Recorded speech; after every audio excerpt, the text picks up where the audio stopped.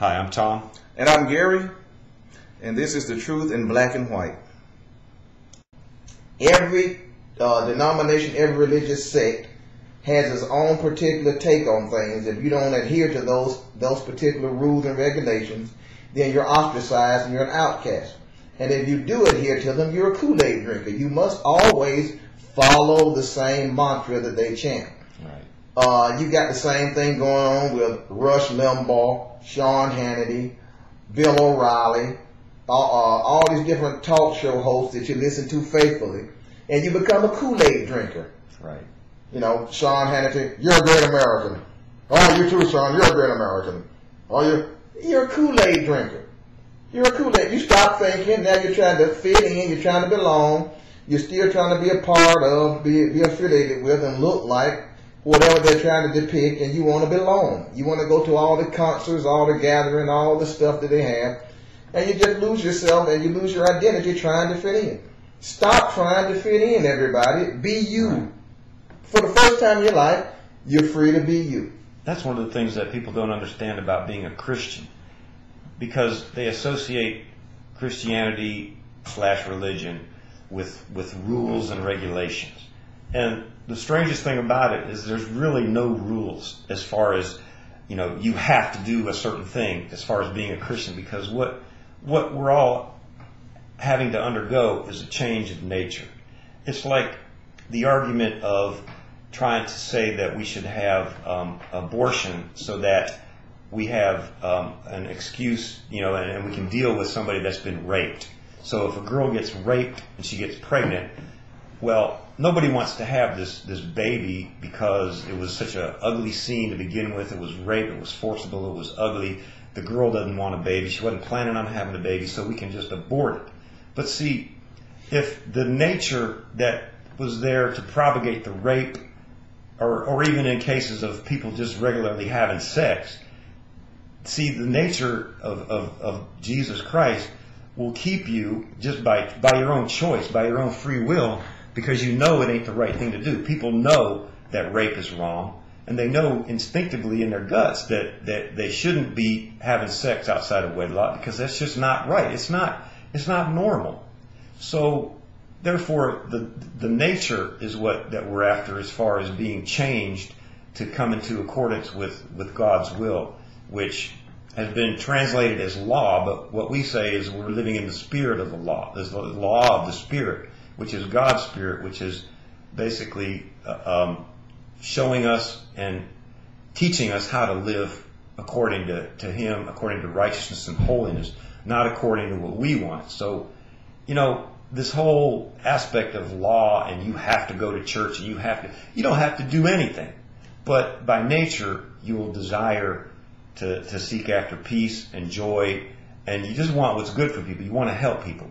A lot of people instinctively want to help people. There's a lot of people in the world, in every aspect of life, that really do want to help people, but you always end up getting into some kind of performance thing. There's always some kind of, because you're basically serving yourself. In essence, is what people are doing. Like Angelina Jolie and Brad Pitt, they try to overcome the fact that they're actually living in sin by going to feed people and going to adopt people from African countries. But yet they got to deal with the fact that their lives are not a testimony of righteousness and holiness. Yeah, and that's the key.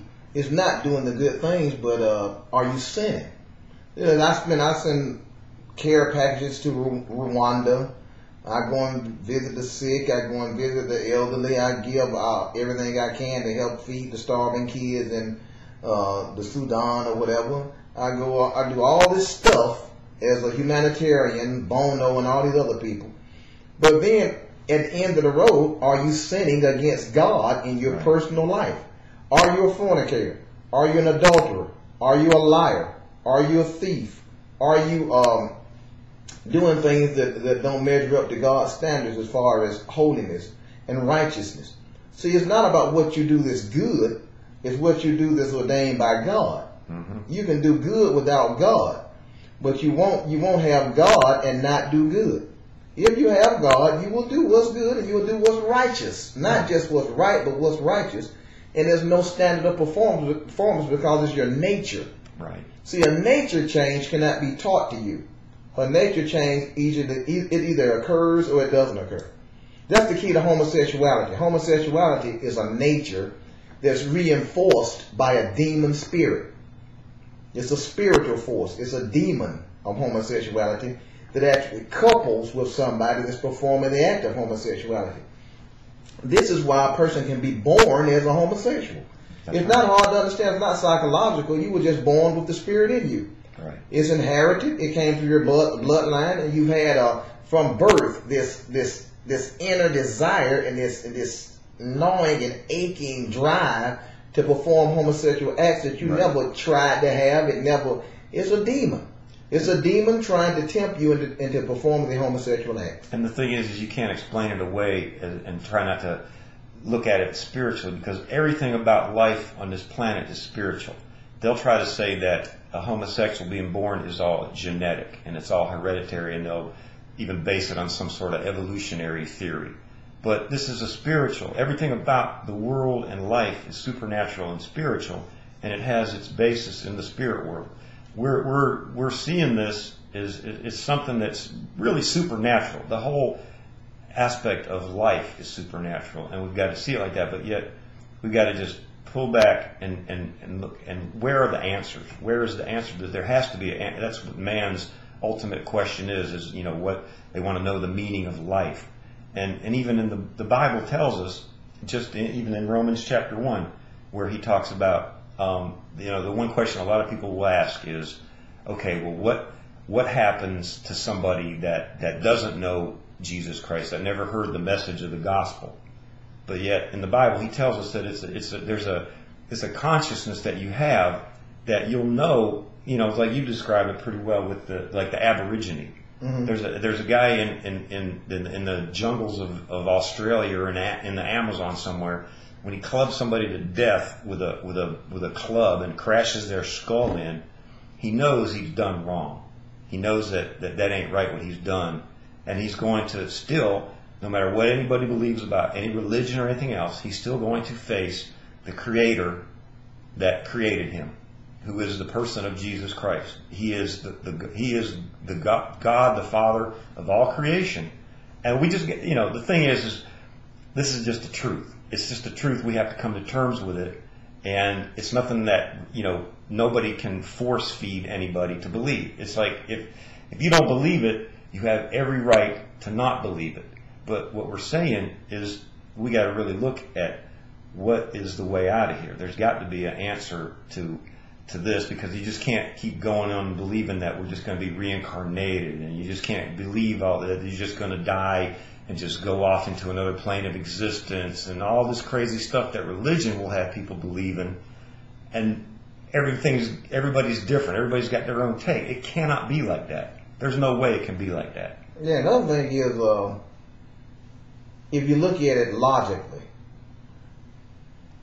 there's a Big Bang theory, and evolution makes no sense. The order of creation, the beauty of it, and how it's been masterfully put together, just makes you know that there's some logical, intelligent being behind this whole format. And what gets to us, I guess, a lot of times is seeing all the wrong in the world and all the hatred and the murder. And you say, how can God sit there as a righteous being and look at all of this and not do anything about it? All those millions of kids starving in Africa, and all the poverty, and all the destruction, and the wars, and then on and on and on, the diseases, the pestilence, and all these things. But you got to see the world and the earth as a womb that houses life. It's not. It's like a place preparing you to live. You're not living on earth. You're being prepared to live. Right. There's not been anybody to come through earth and through the world systems that hadn't died and gone on. See, it was preparation for life. If you sit there right now and they're telling you right now to be worrying about your 401k and your mutual funds and your retirement and all of that, everybody listening to us right now is going to die. That's right. And death is the beginning of your life, because you're going into eternity as a spirit being. So this world is designed for you to shred off and shed off the things that will make you not able to walk with God, a holy, righteous being.